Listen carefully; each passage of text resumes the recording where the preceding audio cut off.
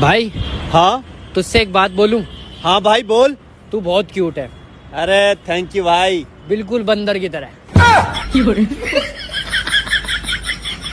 नमस्कार प्रणाम। हमारे साथ अभी एक बच्चा जुड़ चुका है। तो बाबू तुम ये बताओ कि दुनिया में सबसे अच्छा तुमको कौन लगता है, माँ बाप या दोस्त? हमको दुनिया में सबसे अच्छा लगती है सनी लियोनी।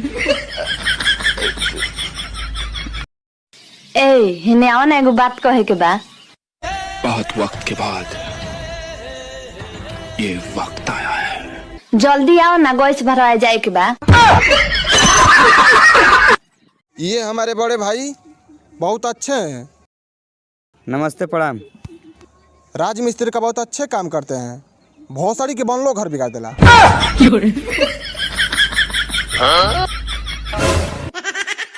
अब मुझे जाना होगा। प्लीज थोड़ी देर और रुक जाओ ना। तुम समझती क्यों नहीं, अगर मैं यहाँ रुका तो क्या? तो वहाँ भंडारा खत्म हो जाएगा।